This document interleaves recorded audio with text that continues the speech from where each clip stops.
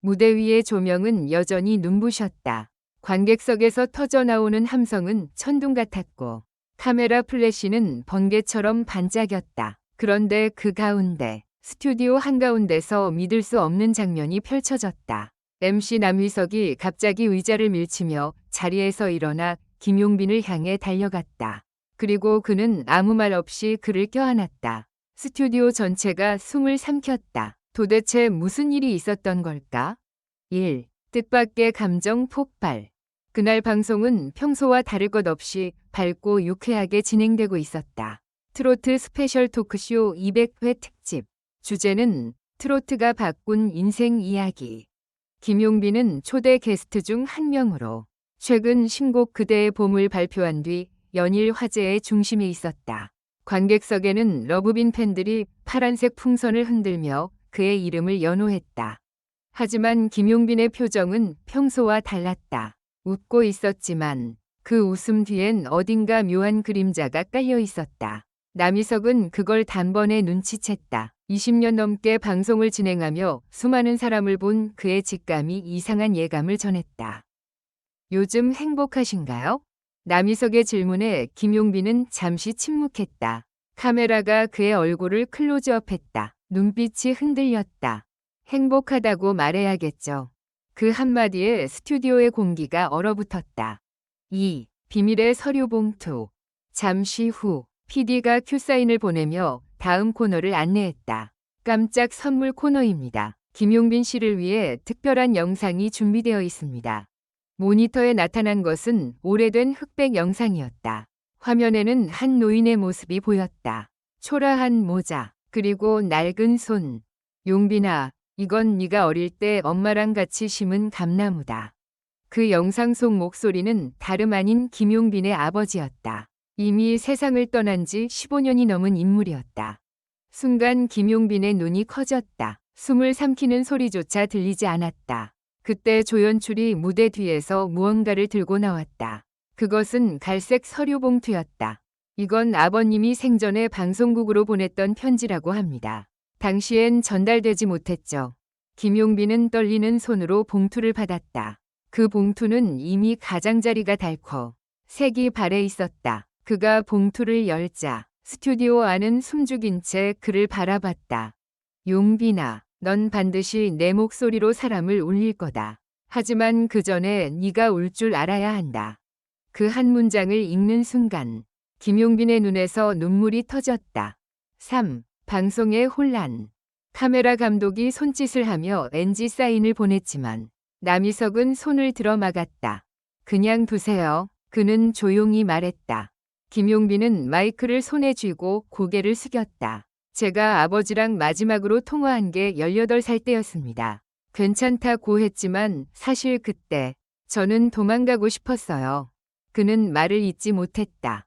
그때 갑자기 조명이 흔들리고 방송국 내부에서 알람이 울렸다. 예기치 못한 정전이었다. 관객들은 놀라서 웅성거렸고 조명 감독이 허둥지둥 달려갔다. 어둠 속에서 유일하게 비치는 것은 무대 위의 작은 비상등 불빛뿐이었다. 그 순간 남희석이 자리에서 일어나 김용빈 쪽으로 천천히 걸어갔다. 그의 얼굴은 평소의 장난스러운 표정이 아니었다. 진심이었다. 그는 조용히 말했다. 이런 무대 30년 하면서 처음이네요. 사람 마음이 이렇게 생생하게 느껴진 건. 그리고 그는 김용빈을 껴안았다. 그 순간 관객석에서 누군가 흐느끼는 소리가 들렸다. 어둠 속의 조용한 울음이었다. 4. 무대 뒤의 고백. 정전은 5분 뒤 복구되었고 방송은 재개됐다. 하지만 분위기는 이미 바뀌어 있었다. 다음 순서는 진솔한 이야기 코너. 남희석은 대본을 내려놓고 즉흥적으로 물었다. 아버님 이야기를 듣고 나서 지금 어떤 생각이 드세요? 김용빈은 깊은 숨을 내쉬었다. 사실 이 방송 오기 전에도 이 편지를 봤어요. 그 한마디에 스태프들이 놀랐다. 어떻게요? 예전에 팬분 중 한 분이 중고 서점에서 우연히 이 봉투를 발견해 저한테 보내주셨습니다. 그때는 믿기지 않았어요. 누가 이런 걸 일부러 만들어서 보낸 걸까? 생각했죠. 그는 눈을 감았다. 그런데 오늘 방송에서 같은 봉투가 나왔다는 건 아버지가 정말 마지막으로 남긴 말이었다는 뜻이겠죠. 스튜디오는 다시 정적에 잠겼다. 남희석은 무대 위로 걸어나가더니 조용히 말했다. 여러분, 이게 바로 진짜 예능 아닐까요? 웃음과 눈물이 함께 있는 무대. 오, 방송 후 폭발한 반응. 방송이 끝난 직후 포털 사이트 실시간 검색어는 김용빈 편지, 남희석 포옹, 트로트 스페셜 눈물 방송으로 도배됐다. 팬들은 SNS에서 이런 감동은 처음이다. 진짜 인간적인 방송이었다. 라는 반응을 쏟아냈다. 심지어 김용빈의 팬카페 사랑빈에는 수천 개의 댓글이 달렸다. 오늘 방송 보면서 같이 울었어요. 남희석 MC님 진짜 사람 냄새 나네요. 아버지의 편지가 하늘에서 내려온 것 같아요. 제작진은 이날 방송분을 편집하지 않고 생방송 버전 그대로 유튜브에 올렸다. 그 영상은 단 하루 만에 조회수 1.200만 회를 돌파했다. 6. 그러나 아무도 몰랐던 진실. 그런데 며칠 뒤 한 방송 관계자가 익명으로 남긴 글이 온라인 커뮤니티를 뒤흔들었다. 사실 그날 편지는 원래 다른 출연자용으로 준비된 소품이었다.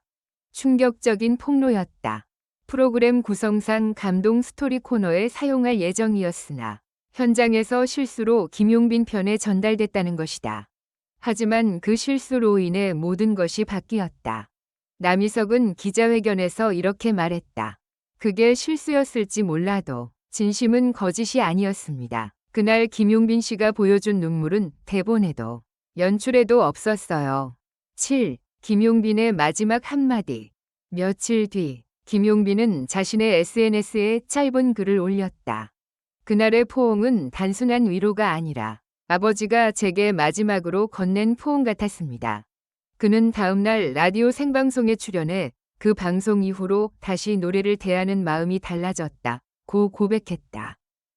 예전엔 노래가 무대용이었다면 지금은 누군가에게 닿는 편지라고 생각합니다.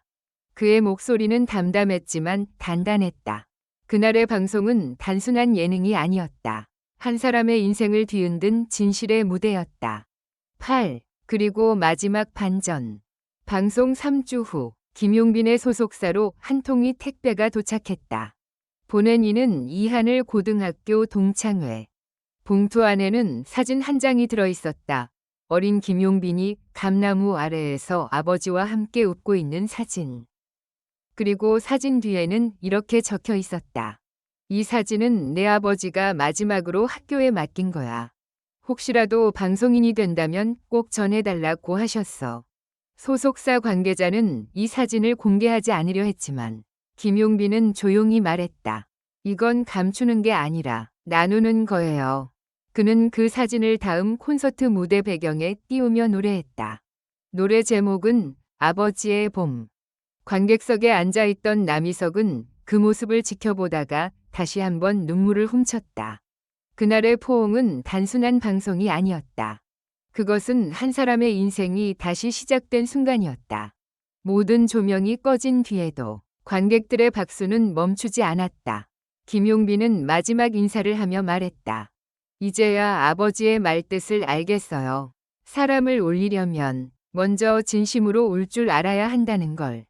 그 순간 남희석이 다시 무대 뒤에서 걸어 나왔다. 이번엔 내가 아니라 하늘이 너를 안아준 거야. 무대 위의 두 사람은 조용히 서로를 바라봤다. 조명은 서서히 어두워졌고 그들의 그림자가 무대 위에서 하나로 겹쳐졌다. 그날 이후 아무도 그 장면을 잊지 못했다. 그리고 사람들은 이렇게 말했다. 그건 방송이 아니라 삶의 한 장면이었다.